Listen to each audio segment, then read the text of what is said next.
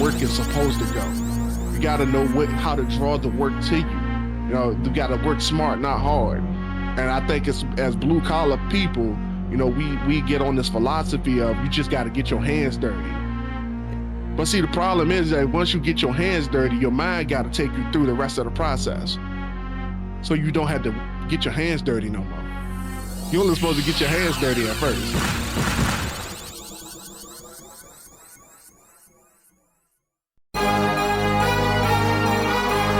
What are you doing today that makes you better than the person you were yesterday? That is part of the Ascension brand. That is the motto, the heart of what we stand for. When I pass away, I want people to know. I want people to remember me. Not for the time that I've spent on this planet, but for the things that I have done to contribute to society.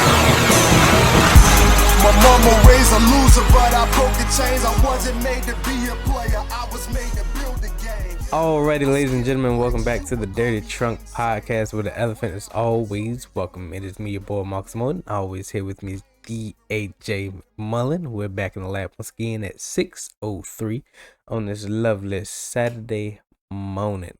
But before we get started, please trample over that like and subscribe button. We do this for y'all because we love y'all, and we just want to give y'all the motivation to be better than y'all were yesterday. How are we doing, Mac? Bruh, I forgot it was Halloween, dog. I literally I walked into the studio and was listening to I heard the joint ringing, the Discord joint ringing, but that joint was playing like a spooky theme, and I'm like, Oh Lord. What is that noise, bro? Like, you hear like the little. I'm like, what the fuck is that? And then I'm like, oh yeah, bro, it's a holiday coming up. That's crazy. That is... Bro, it's so wild, man. Because I'm like, yo, when the last time you actually sat back and enjoyed a holiday, other than Christmas last year? Bro, I'm just like, man, I've never been able to just kick back and just enjoy the things around me. Oh, that's big. Yeah. Yeah, I guess not, since like I was a child. Like Your child, yeah. Once you get into that workforce, man, it's like everything else takes a back seat. You're only off on Thanksgiving and Christmas, to be real. Thanksgiving and Christmas. Other than that, it's like a real brief. Oh, you get like a day off. You get like, I don't know, if it lands on the right weekend or the right day, you might get a couple more days off. But other than that, you might get an extended weekend. But that's about it. Yeah, it's wild, dog. 12 years old, I started working, y'all. 12 years old. How many years ago was that? That's 22 years, bruh. I've been slaving for corporate America, dog. It's wild. It's insane. And it's like, once you start, it ain't no turning back. It's unless you get up out of that thing. It's just it's weird, man. That thing's a weird feeling. It's a rat race that you can't pull out of, bro. Like, it's like a gravitational pull. They said when the moon was created, they said the Earth was hit by an asteroid, and the magma from the core of the Earth spilled out into space, and it tumbled and it made the moon. But that joint just got caught in Earth's gravitational pull, and it's just been there ever since. It ain't going nowhere. And that's how the rat race is. That's how corporate America is, bro. Because like, even my dude from my last job, bro, the 21-year-old with the good mindset, my man was like, bro, you ain't never getting away from corporate America. You just got to become it. I was like, oh, whoa. Oh, okay. You right though. You're right. Okay.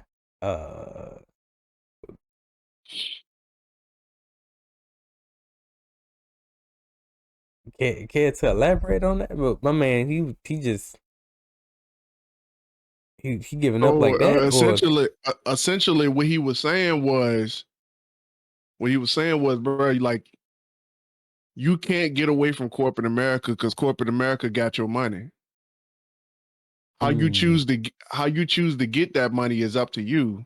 So like for you to say that you're getting out of corporate America is a fugazi idea for you to think that you gonna live a life free of corporate control. So you just got to become that corporate control. You got to get your own share of that corporate control because there's no breaking out of corporate America. Because if you're breaking out of corporate America, and he was specifically talking to me and my goals when he said that, and he said, based on what you want to do, you're going to have to take a huge stake out of corporate America. So you ain't going to be able to get out of it. I was like, all right, bet that. So I was like, I'm gonna need somebody like him to run the company when I get up there because all I want to do is right. So I let people like him run corporate America. You know what I'm saying? I got you. I got you. Ooh, all right. What's been up with you, man? What's going on? Bruh, I have been grinding my ass off lately, dog. I'm talking like in all categories, just full speed ahead. And I don't know what it is, a new perspective, seeing things in a new light. Been reading my affirmations. I don't know what it is, dog, but things just been a lot clearer to me. And I just been more focused recently, bruh. First of all, I'm gonna ask this because cause we ain't necessarily talk about it. Do you have a topic in mind? Because answer the question. You got a topic? All right, No, cool. All right, so I just been paying attention to stuff, and I've been online looking at everything, asking the right questions, figuring out which questions are the wrong questions, and just kind of peeping through the data, bruh. It's like somebody said to me a long time ago, in order to grow the number, you got to know the number. And I kind of took that to heart. And I don't think I really understood what that meant until I became like truly became an entrepreneur. Like I've been doing some entrepreneur like stuff.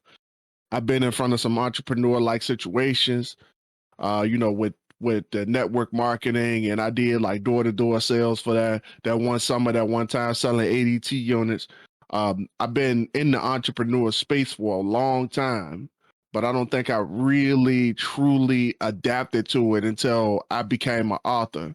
And when I became an author and I started selling my own brand, things started to open up a little bit to me as far as like the information goes. So like I was looking around at the information piece alone and I was just like, yo, things things are starting to look and sound different. Things are starting to like I'm starting to see hidden messages and stuff. And working for Amazon, they make it no better because they got their 12 core values and their core values just kind of stuck to me. I'm like, yo, if the biggest company in the world can take these core principles and grow to the biggest company in the world. Like they made them joints back when their computer desk was made out of old recycled doors, bruh.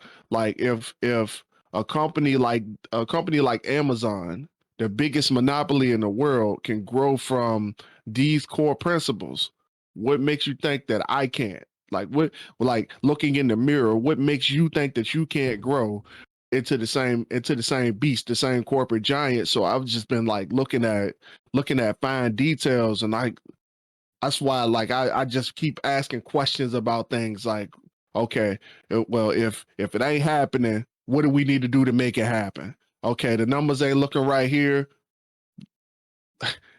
Let's figure out why they don't look right. So and I realized like when people start having that conversation with me, like at my jobs and stuff, like corporate America, like I had that conversation with you about the dude he wanted to know, he wanted to predict how many sales we were going to make that day. And I told my man 4 based off the information that was in front of me.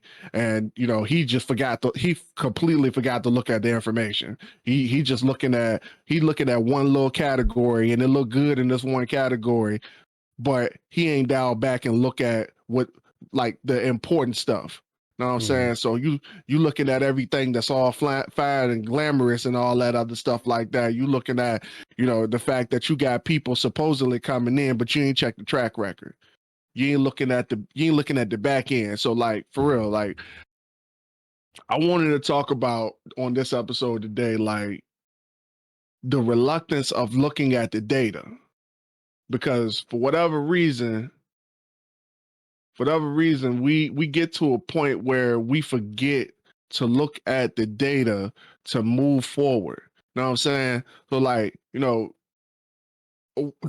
somebody told me the other day that if you mad about how much money you don't have, just wake up and look at your bank account every day, because you got to know the number to grow the number. So if you ain't got the amount of money that you looking at, or the amount of money that you want, just log on to your bank account. It just look at that joint. And he said, take it even a step further. Take it even a step further. If you call your bank, he said, I recommend you call your bank and let the automated machine verbally tell you how much money you have in your account, so that you can hear it, and then log in and look at it, so you can get 2 forms of confirmation of how hard you need to work that day. So, like, with that being said, like, even going back to, like, the flight assessment, bro, that we took, like people don't want to know the data. They don't look at the right information, so they make decisions based off of what their perceived notions are, instead of looking at the data. You know what I'm saying? So I wanted to talk about that today. Okay. So with that being said, do you feel like does that stunt success, or Oh boy, it kills it. It's how okay. can you reach success if you don't know? If you moving in one direction, the data bruh, every single time I look at data, it tells you exactly what you need to do. Like, it may like some data may not outright tell you exactly what needs to happen, but you can just look at the trends and just be like, okay, well, if this is happening over here, this ain't happening over here, then this is going to be the outcome. Okay. Oh. So how do you feel that, like, how does someone get that information? Like, say somebody wants success, somebody wants to be proficient in, whatever they're trying to do. Like, instead of just getting to it, working at it day in, day out, like, what needs to be that piece that they add in to that? Well, for one thing, like, one of the biggest things that we screwed up when we first started is that we said that we were going to put 1,000 hours of content, 1,000 hours of free content out by the end of the year. I think it was, what, 2021? Was it 2020 or 2021? I think we We officially started started in late 2020. 2020, yeah, because it was Yeah, around it was around December. Christmas. Yeah. Yeah, yeah. Because it was about Justin's birthday when we started. But yeah, we decided that we were going to start doing content, and we said we were going to put 1,000 hours of content out there. But the problem with putting 1,000 hours of content out there, that's 1,000 hours that you need to monitor. Because once you get it done, bro, like, your job isn't finished once you record it and upload it. The real work starts after it's uploaded, because at that point, then you gonna have to start doing crowd control.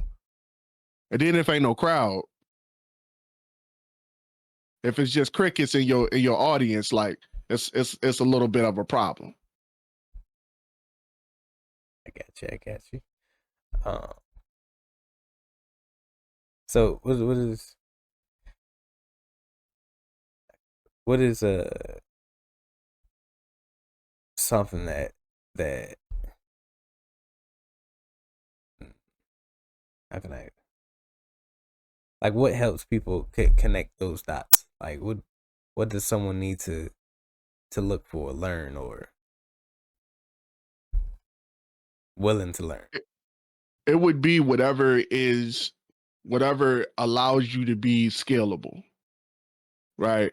So like, everybody has their goals. We talk about smart goals about a year ago on the podcast. We talk about making smart goals, uh um your S stands for scalability. You got to be able to make your goals scalable. M is measurable. You had to be able to measure the information that is in front of you. We're gonna stop at the M right now because that's what we're really talking about. That measurable, that making sure that your goals are measurable. Like if I go out and put 1,000 hours of content out there, then I just put 1,000 hours of content out there. But the goal that we should have for the 1,000 hours that we put out there is for it to create the next 1,000. And what does that creation look like? What are we doing for that next 1,000? So like, it's not just we doing 1,000 hours just so we can do another 1,000 hours next year. Like what's the payoff here? What's the return on investment here? We invested time to do this. We invested 1,000 hours. And if you're talking free content on the internet, we all know that we gotta edit and cut stuff. So it ain't necessarily 1,000 hours. We talking like 2,500, and that's edited down into 1,000. So you invested time into this, and sometimes you invest money into this. But what is this going to get you in return? What is the return on investment? Where are we heading? Because if we not heading anywhere, then what's the purpose of us doing this 1,000? And that was the problem from the beginning. And maybe some other folks saw that, and maybe that's why the $20 was too much for them to pay a month. But I mean, it could have been a conversation on both ends. Like I said, I've never claimed to be perfect, and I would never tell you that I'm perfect. Only thing I can tell you that I'm learning. And I learned that we were just spinning wheels for no reason. You know what I'm saying? So like, if you wanted to do something, you got to figure out where you're going first. You know what I'm saying? You got to know the destination of where you're heading to. And if you know your destination, then you can pretty much scale everything from the bottom into how you get there. It's like you got to know what to invest. And that's the problem. We don't know what to invest, what time to invest, what kind of money to invest, where to put it at. You know what I'm saying? So we just going, we going, a lot of work being done. There's a lot of work being done. But like, you got to know where the work is supposed to go. You got to know how to draw the work to you. You got to work smart, not hard. And I think it's as blue collar people, we get on this philosophy of you just got to get your hands dirty. But see, the problem is that once you get your hands dirty, your mind got to take you through the rest of the process. So you don't have to get your hands dirty no more. You're only supposed to get your hands dirty at first. I feel like like you said in the beginning of that rat race, uh, we're conditioned to do that. We're conditioned to work, put all this work in, and then the next day do the same thing. Next day, do it again. Next day, one more time. Next day, repeat. You know, we hardly know to do that. All right, I'm gonna work hard right now, and then down the road, it's gonna pay off, and then I ain't gotta work hard no more. We know is that constant cycle of work again, work some more, work a few more hours, work some more, work some extra hours. All we know is work. We don't know what that work hard and relax later feels like. We don't know what that I'm gonna put all my chips in now and it's gonna pay off down the road in the future to where I can make this jank produce something all on its own. Like I ain't gotta, like you said, I ain't gotta put another 1,000 hours in. I ain't gotta put another put another track out. I ain't gotta put another, you know, video game or book out there unless I want to, unless that's just something I want to do. But you know, what I've already put out isn't just sitting there. It's actually making a return. It's actually an asset, not a liability that's just sitting there just costing money. I got you. I got you. I feel you. So let me give y'all a corporate example. This is something like a real conversation that happened to me when I first got promoted. And bro, like I talk mad junk about about the situation that I was in. You know, the being a supervisor at Amazon. You know, working for Amazon in general. But I'm glad that I went through that because it taught me a lot. Like I learned so much being in that job and being in that position. And you know, it might be stuff that you know most people learn from their entry level jobs, but I didn't start learning it until I became a supervisor at Amazon, and I'm glad that it happened because, like I said, their core principles it kind of speaks inside the machine when as we're talking about, you know, the well-oiled machine and the gears that operate it. Um, but I remember one time, like, you know, we talk about goals every single day, every single shift. We have a goal to make. You know, if it no matter if it's, you know, pallets wrapped or, you know, pallets stowed, or, you know, trucks loaded, trucks unloaded. Like, you have a goal, and then you have a whole bunch of individual people implementing that goal, and then you have another set amount of people overseeing the implementation of that goal. You know, I was part of the people that was part of the overseeing the implementation. You know, I wasn't the overseer of the overseer implementation, but I was there on the floor in the trenches. And most of the time, you know, my mentality, because I'm so blue collar, you know, because my hands is always the one that's been working even before my brain does. You know, I would want to just jump in and just help. Like, if something wasn't going correctly, or I knew we weren't going to make a certain goal or something, I would just go in and just be like, all right, cool, let me roll up my sleeves. Or, you know, I remember one time, well, shit, it was actually like a thing at our job. Like, if I took my vest off, we already know what's up. Like, we about to go ham on some stuff. Like, we about to wreck shop, and everything gonna be cool once we done. But, like, for real, like, some folks pulled me to the side one time, right? And they was like, "What are you doing?" And I was like, "Look, we got a problem here. This is the goal. I'm just trying to fix the problem." And they're like, "Nah. If you're fixing the problem, who's going to prevent it from happening again? if you're in if you're in the problem, who's going to oversee the problem to look at the next one?" And I was like, okay, cool. All right, you got it. So, you know, I tried to do a little bit better. I thought my man was saying delegate. So I was like, all right, cool. Let me, you know, get some other folks here. Boom, drag, drop, cool. Problem solved. All right, cool. Let me oversee, look at the next problem. And then we get to a situation where my man was like, "So how didn't we see this coming?" And I'm like, "What you mean?" He pulled up the charts, pulled up the data, and I'm looking at it. He looking at it. He's like, "You see what I see?" I was like, "Yeah." "What you trying to tell me?" It's like, so let's go back to about an hour ago. He took it back to an hour ago. And I'm still looking at it, and I'm lost. I'm like, I don't really know. I ain't really got this part of the training. So like I'm just trying to see where my man going with this. So he go back an hour and I'm looking at the data. I'm talking like a page full of numbers now. I know what the numbers are, but like it's the way I look at the numbers versus the way he look at the numbers is what I'm trying to convey here. So he took it back about 5 hours and he looked at it. He said, look, at this point is where we started to decline. And then over time, we kept declining and we kept declining and we kept declining.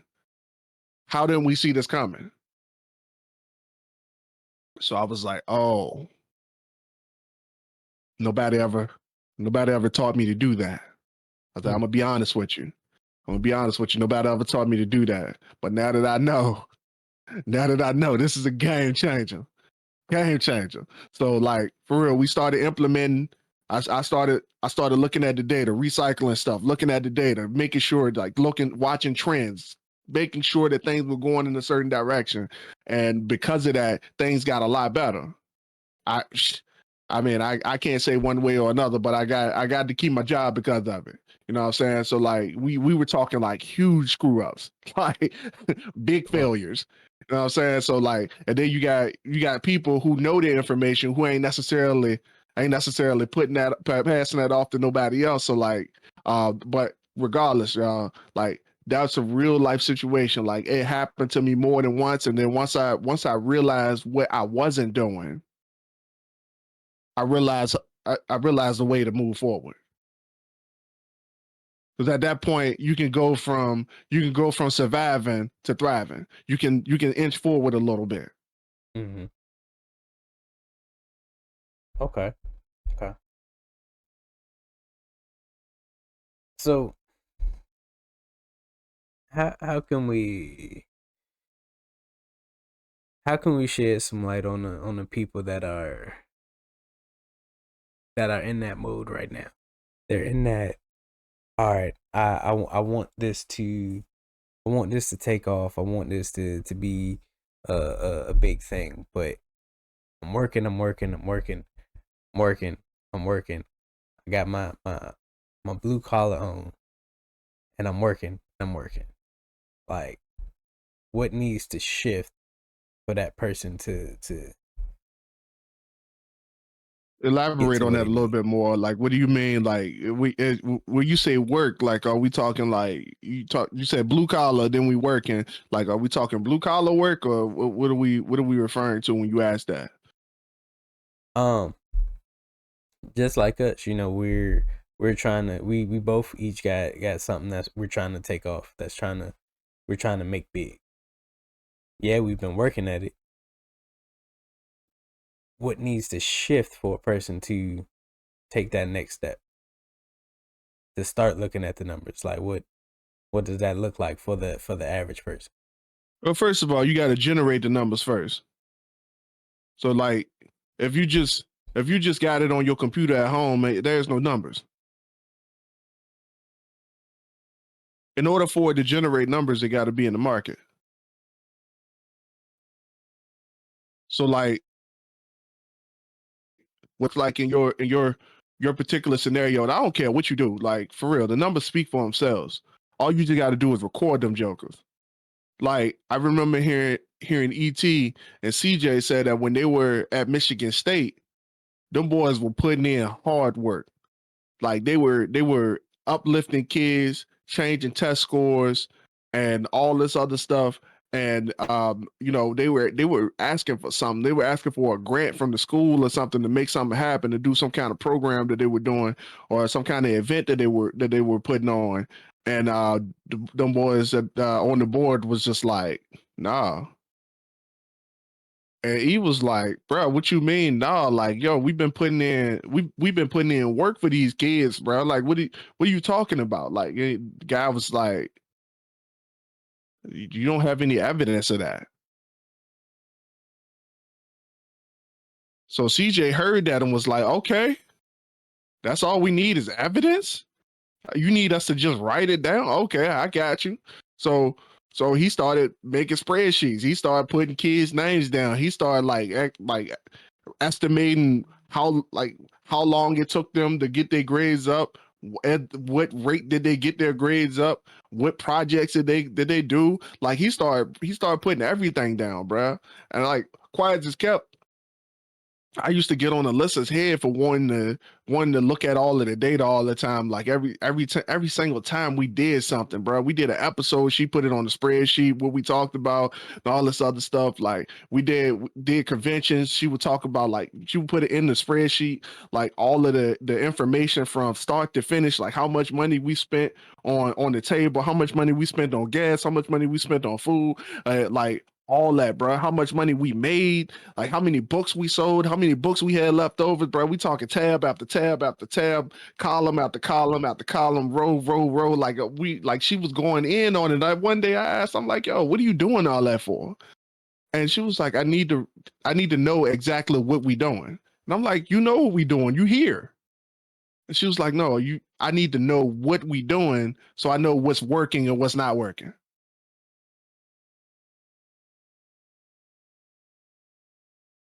All Oh, right, okay. all right. Did So that did that did that fly over anybody's head? I think it sounded like yeah. I think we on the same page. I was gonna say, all right. So do you feel like that plays into the collection of wins? Like you, in order to be successful, you gotta like know that you are successful. Like you gotta, like you said, look at the numbers, find the wins in there, and see which direction your wins are going in, and follow that. Is that the question? Yeah, is Ask that it how? again. So I said, does that correlate with wins? You see what's working, and you follow Hmm. the trends, you connect the dots, and you follow that path. Yeah, I mean it just help you win, bro. Like for real, you can you, you, you want to work smarter, you want to work hard. Like for real, like you can continue beating on the drum and trying to face a certain direction, but like for real, like you got to have something coming back to you, letting you know that you're facing the right direction or not. Like you can shine the spotlight. I'm trying to think of a perfect example, bro. I'm trying to think of that one perfect example. Let's talk about this. Let's do this. Let's do this. Everybody, a majority of adults know how to drive. Majority of adults know how to drive. You know, you start talking like you commuting from point A to point B. You usually know what point B is, right? You know, Fair. somebody tell you to drive to California, and you don't know which way is north, south, east, or west, and you just get in the car and start driving with nobody telling you. And just imagine there's no street signs, so you don't know which way you going. You don't know if you're going north, south, east, or west. You ain't got no compass, but you just get in the car, just like, okay, yeah, I know how to drive though. I know how to drive, so I can definitely get there. And you just get in the car and just start driving. Have absolutely no idea where you're going. You're successful at driving. And we can all be mad excited about the fact that we driving. We can look at the driving like it's a win, but you ain't made it to California. Why haven't you made it to California? Because you haven't rolled down your window and asked for directions yet. Mm. You can simply just, hey, you see somebody on the street, hey, is this California? Nah, this fucking Wyoming. What you talking about? How do I get to California? Go that way. Way that way. Right. Now you know. But if you never stop and ask for directions, never stop to look at a map, never stop to ask Google, like you just don't know. I feel that. I feel like that's where a lot of people kind of sell themselves short. Like they take that something that simple, like literally just either asking for help, figuring out what's the next steps, uh, and it baffles me because it's like you want it that bad. You wanted it that bad. This is your life's work. This is your passion. This is your talent, and you let not knowing or not having enough information prevent you from moving forward. Like, and it's with everything. You know, the person we talked about with photography, with drawing, with just like these people are talented and they real passionate about their talents, but like They're because they blue don't collar know, about their talent.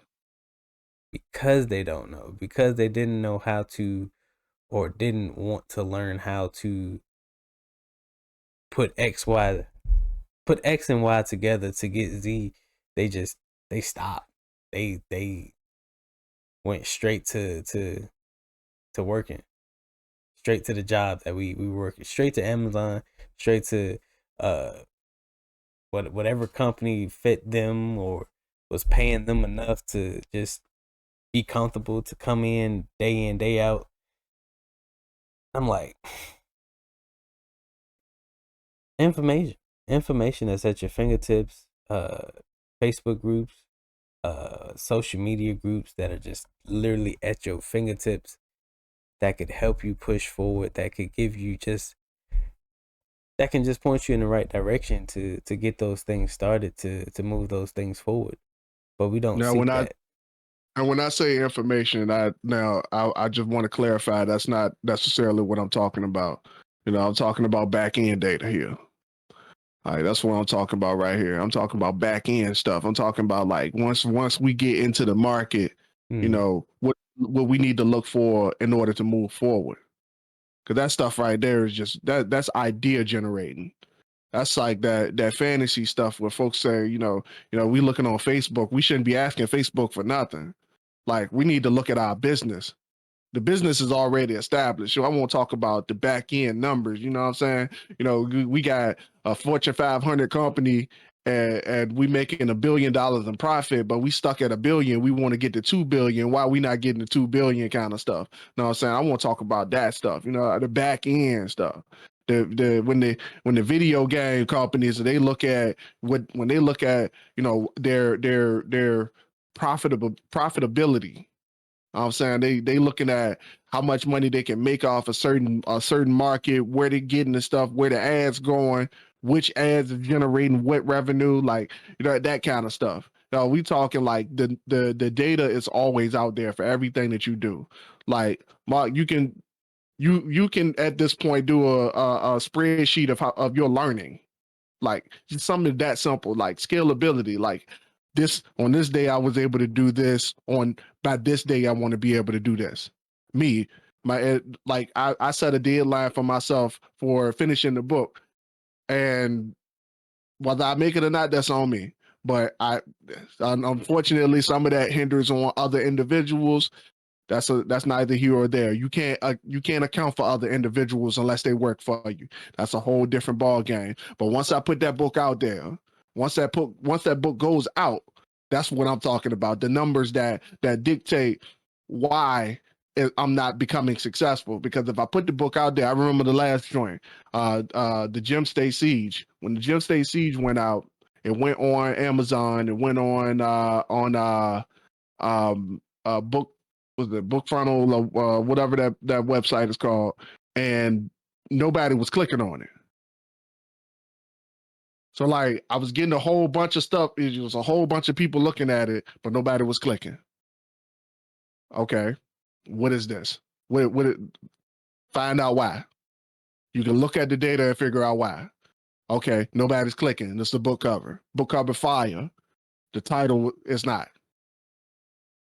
Title was fire in a certain category, but this book cover don't necessarily go with it. This book cover don't go with the genre you said you got. The book cover and the title don't match the synopsis on the back of the book. The first page is a mismatch. Nobody. This is not it.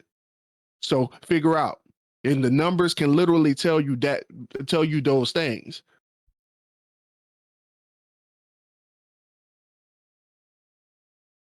all right. So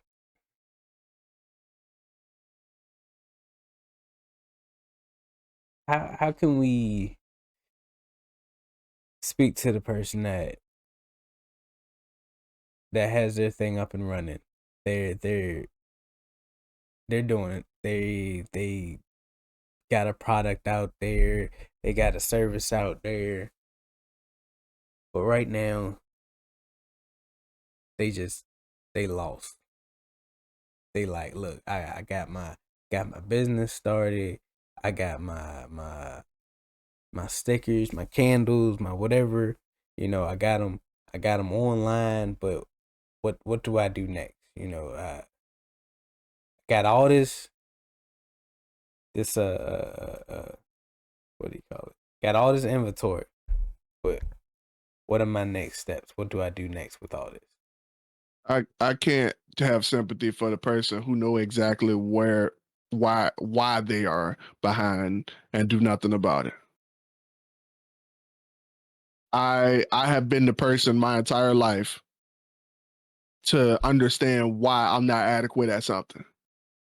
Even if I don't need to be adequate at it. I had no business being at Amazon trying to be a supervisor. But they challenged me. Bree challenged me. I was there trying. She came up, she said, "This is what we gonna do." I'm like, "We not doing that." She said, "We are doing this." Why are we not doing this? Well, I don't understand why we not doing this. Why are you not wanting to do this? Because I don't want to do this. Okay, cool. But we need to do this, so we might as well do it. Okay, yeah, you make a good point there. All right, cool. I can do it. Why can't you do it? All right, cool. So, like, for real, I knew exactly what I was doing wrong. It just took me to go look at the information. And I just told you the story about my man laying me out like, hey, look, you ain't got no foresight, bro. You ain't no foresight. So like you need foresight. Once you get foresight, you good to go. You golden. So like for real, if I got a product and I don't know it, this goes back to the goals. If you have like if your goal is just to put it out there, then it takes absolutely no second thought to do that. Like if you just want to be like my man who tried to tell me that writing books was so hard and he just put his joint on Amazon and didn't even try to sell it. He thought that just because this book was going on Amazon that it was going to just sell. Like, make it and they shall come kind of stuff. Like the market don't work like that. Amazon got a whole analytics page where you can literally see exactly what's going on with your product. If you got one book, that joint got clouds on the front of it. You talking about the book about dragons. Like who gonna click on that, bruh? Like the analytics literally the market literally tells you that that's not going to work. You are against a market right now that's tough. Fucking dragons, bruh. Dragons right now. I mean, and I know you don't know, but like right now, dragons in fantasy books are big.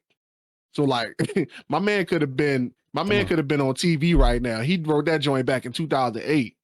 He could have been on TV right now. Fucking goddamn he ain't going there, bro. House of the Dragon just announced they about to do a second season, third season. So I ain't even trying to go there, bro. But like my man could have been on the track with George R. R. Martin right now, but he didn't look at the trends. He didn't look at what the market needed. Yeah, I get you put out what you wanted to put out. But after you put out what you want to put out, you gotta let the market tell you how to make it right. And I just told y'all in my market right now, I put the Gem State Siege out and the market won't bite. So what I gotta do? Obviously, this joint need a refresh. Obviously, we need to rebrand. Obviously, we need to do a little bit of world building. I took those same principles and I took it to my books. And Alyssa was pissed because we were doing ads on the joint. We spent like $400 in ads for the Gem State Siege. Nobody bought. But they bought at the conventions. So like it kind of gave us some mixed signals, if that makes sense. But the thing is about the conventions, people are in the position to spend money because they already said yes to somebody. So it's a lot easier to get a sale while you at a convention because I mean, hell, I got a That's what handful that of is, books. I dude. got an extra $20 to spend. Why not? Why not? So it's about knowing where you want to be, bro. And I know I'm trying to get the bestseller. And big companies like Penguin Random House, big companies like that, they look at their analytics. They're looking at people's analytics. Somehow they can pull the analytics off of somebody who been in the trenches self-publishing from the big publishers or whatever the case is. Like they can pull Amazon data from people to see how certain books selling in the market, what certain people are doing, how much effort they putting in, and they know if you are marketable or not because they can see your analytics. So if you're not looking at them, then why should somebody take a chance on you? If you can't even look at your own data that tell yourself how to move forward.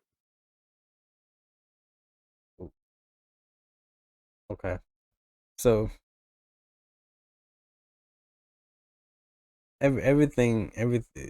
everything ties together. Um,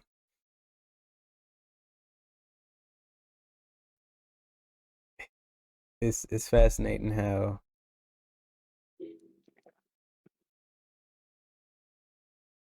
people don't like that side of uh business for whatever reason.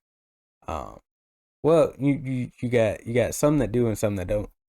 I don't know if Because Alyssa it's love it. yeah, I don't know if it's Alyssa love it. the math part that trips people up, or you know, but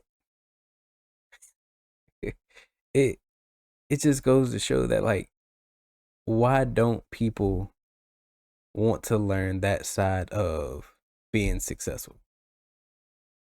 Because, like, Or unsuccessful.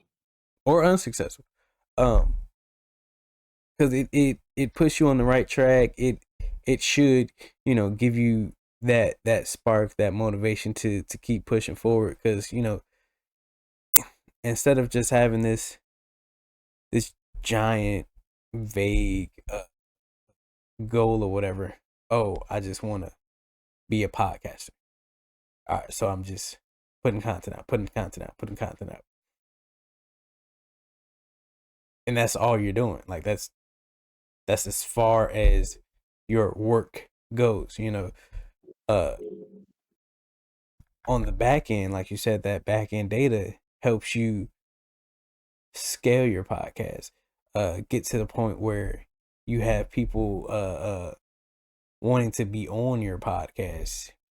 You can see, all right, instead of talking about everything under the sun, we talk about this one topic and we get a whole bunch of views. All right, let's focus on that. This is our podcast now. This is what we're known for. This is our brand now. Because we're guilty of it at the beginning, all over the place.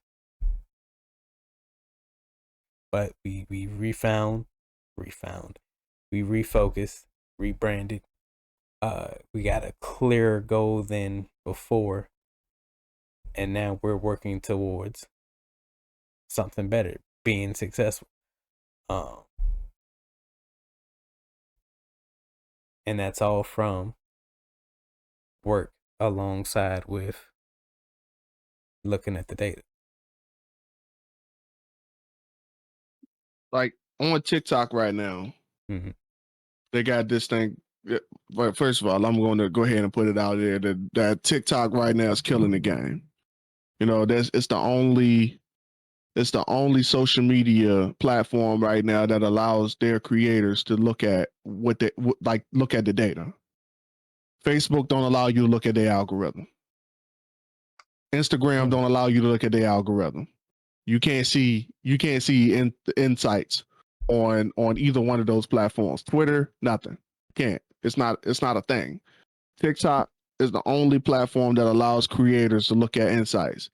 And because of that, people are blowing the fuck up on TikTok.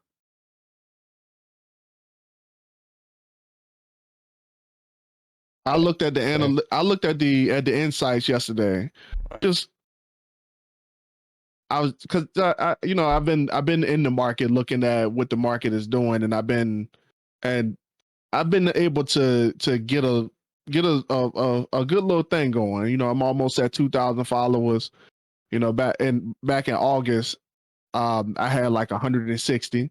I remember saying on the podcast we were talking about 160, but for whatever reason the number won't go on up, and Marcus told me to hit the box, and the notification will let you once you clear the notification it'll pop up.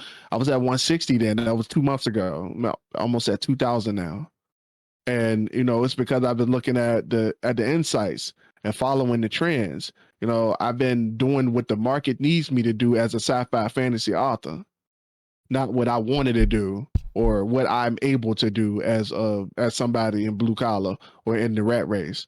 I've been doing what a successful sci-fi fantasy author is supposed to do. I got friends on TikTok that I became friends with, talked to on numerous occasions when I first started on TikTok, before when I got the 166.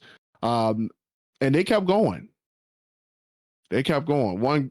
One girl, she like on her sixth book, got like 10,000 followers and making money. Already quit her job, everything. Another dude, he was making six figures and he quit his job. Another dude opened up a store in Richmond, a katana shop in Richmond, like, and quit his job. I'm like, okay, this is too much now. Like, what am I doing? This is too much.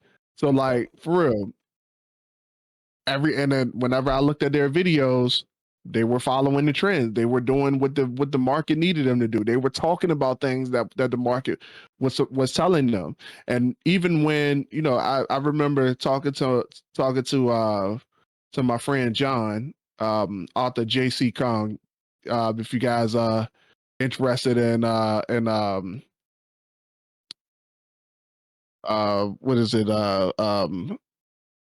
I'm gonna get the genre. I'm gonna butcher the genre. I ain't even gonna try to say it, but he writes fantasy and based on dragons and all that other good stuff. Not really anything that I personally listened to or read myself, but my man has sold about he hit his 10,000 sale or 100,000 sale milestone last year. We celebrated that with him, and that was pretty big because I remember when around the time when he was one of the guys that we were that kind of pulled us along going to conventions and stuff. When we met him in Baltimore Comic Con, and he invited us out once we got back or whatever, and we kind of chopped it up and broke bread together and shared some tables and all that other good stuff like that. So but I called him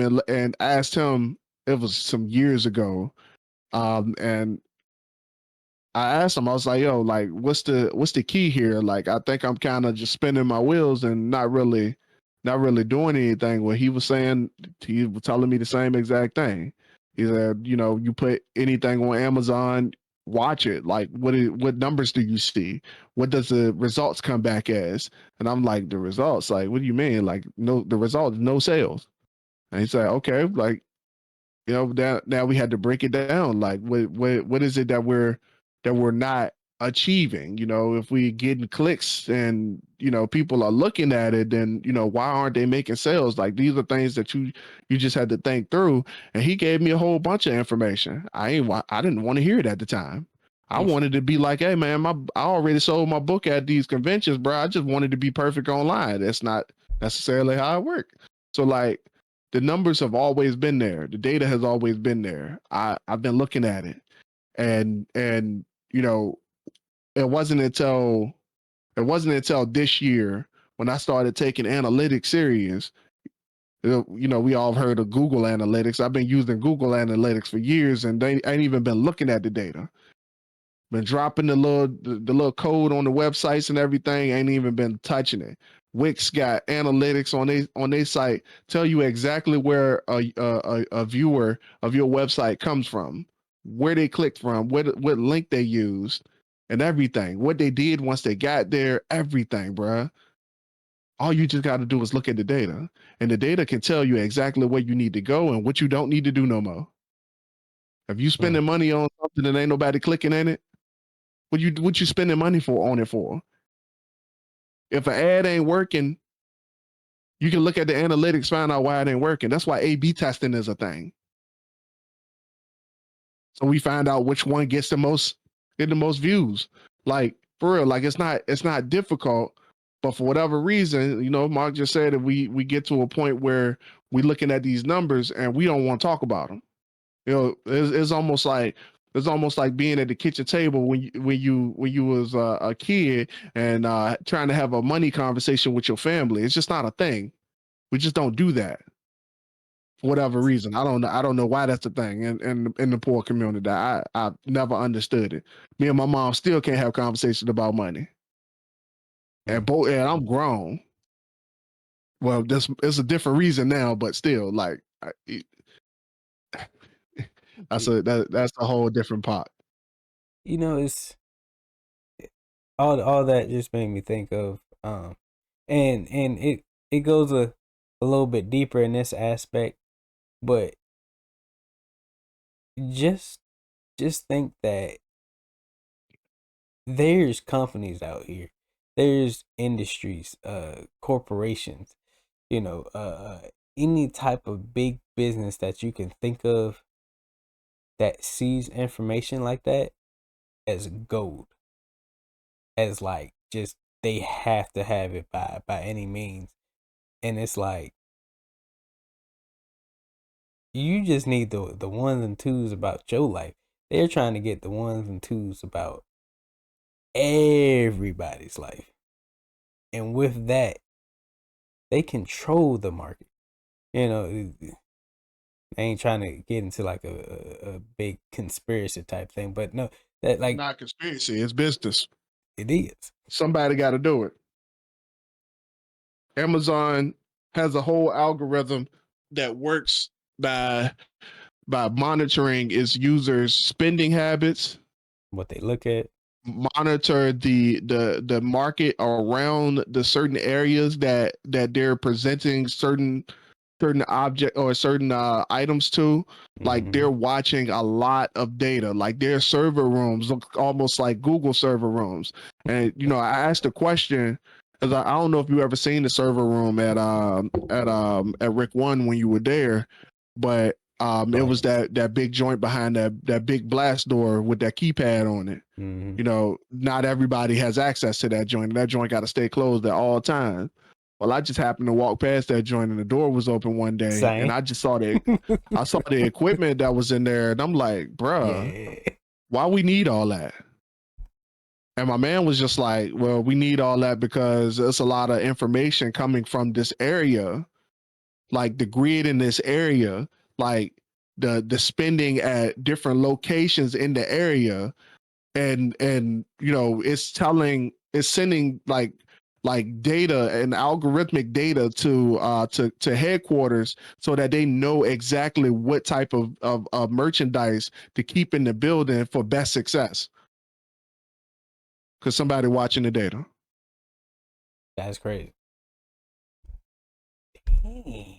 Okay. So somebody watching the data. That's deep. All right. And again, big corporations that stay at the top that you look at, they can't ever fail. They're always going to be a part of life because somebody's watching the data. Somebody's always constantly watching the data. And they got alerts. when somebody ain't watching it, they got alerts that tells them if the data moves into a certain direction within a certain threshold. If it drops within 2% in this amount of time, red flag. And they pay people millions of dollars a year to watch this data, to watch it and implement on to do implementation on protocols to correct this data. They had a whole team of people that they pay millions of dollars each year to keep this stuff in line, bro. That's why data entry is such a huge thing. Yeah. Like Alyssa in the that little the spreadsheets and stuff that she was making, somebody could pay her thousands of dollars a month to do that. Like, she could make 6 figures a year just doing that. And it don't sound that deep. All you doing is pretty much like a scribe in a courtroom. You just writing everything down. That's it. But the writing it down isn't as important as the looking at it once you're done with it. Because looking back on the conventions that we did, I know exactly how good we did at certain ones, how bad we did at certain ones, and that information was not helpful in the moment. And I was clowning her. I was like, "Yo, just chill the fuck out." Like I'm sitting here thinking like you being negative. Okay, you being negative, and I just happened to ask one day. I'm like, "Do you still got that spreadsheet?" You still got that joint from the conventions? She's like, yeah, send it to me, and I'm looking at it. I'm like, oh, that's why we doing this. That's why we doing this. I get it now. That's dope. All right. So, in order to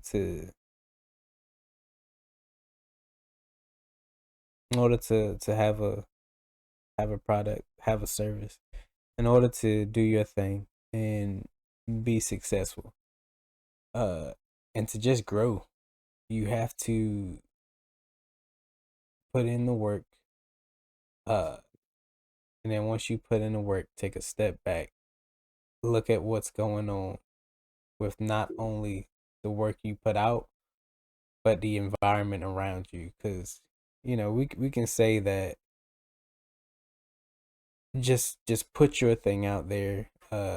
Don't worry about what other people think about it. But in order to be successful, you do have to worry a little bit. You do have to look at where you're putting your product or whatever, because you can't put a sci-fi book in the children's section and the 10-page toddler book section. No, you got to put it where it can be seen, where it's gonna be appreciated, and go from there. You constantly feed the people that you're attracting, and boom.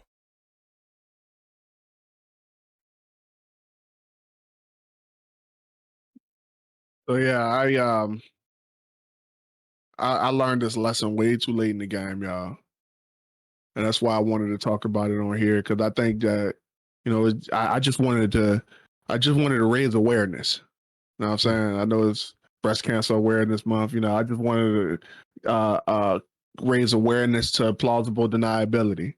Just because you don't know, don't mean that you can get away with not knowing. You know what I'm saying? So like, That goes for a lot. Yeah. if you ignore it and act like it ain't there, it ain't gonna just go away, and you just gonna become successful after it's all said and done. Like, you might accidentally fall into success. You know, um, you may after a certain point in time, somebody may be looking at you like, yo, like you putting some hard effort in. I see what you trying to do, but like, let me let me tweak something a little bit and let's see how that worked. You know what I'm saying? So like one thing CJ said on Secret to Success podcast, he said he was already doing everything that he doing now, like right now. Like he ain't changed. Getting up at 4 o'clock in the morning, going to speak at youth groups, going to speak at prisons, schools.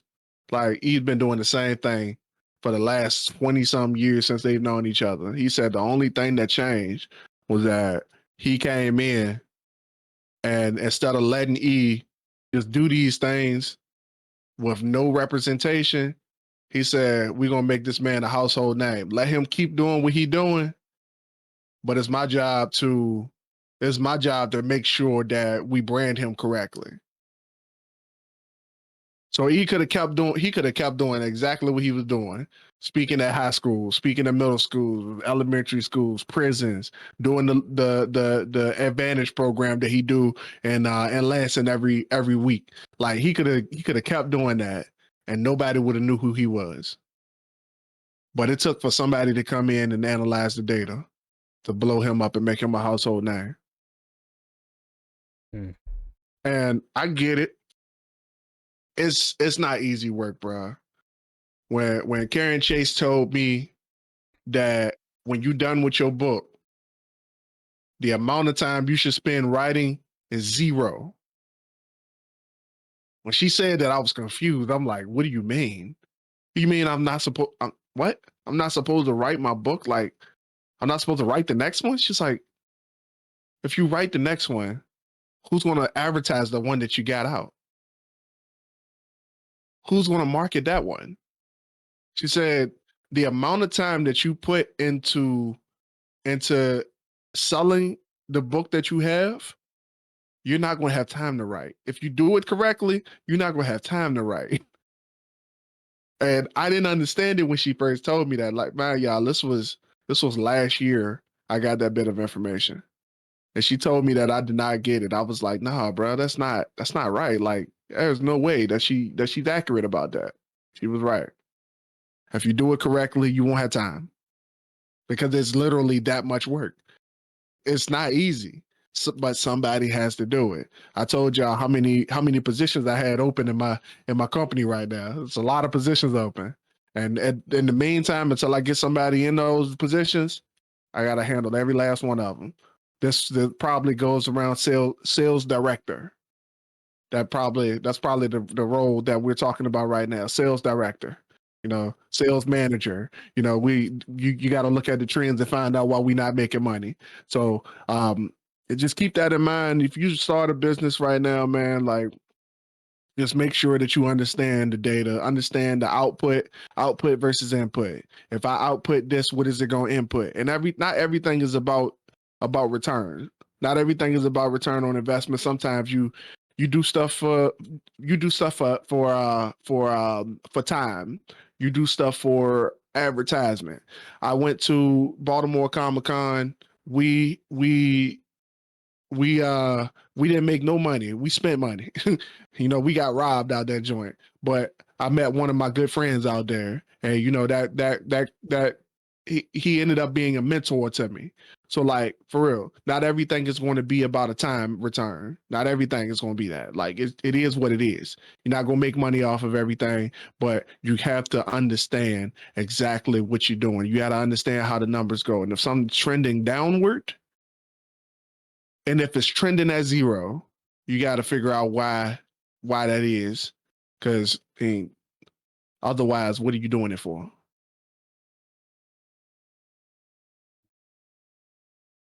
All right, sir. What do we have coming up for the people? I'm about to send ARC reviews out for Legacy of the Arcane and Flame, or not ARC reviews, but ARC copies. The book is done. We're doing a few last minute tweaks in format and stuff, man. That thing is going. I'm working on it for it to look at like the most beautiful thing that anybody has ever seen. Looking into doing like holographic hard copies and sprayed book pages.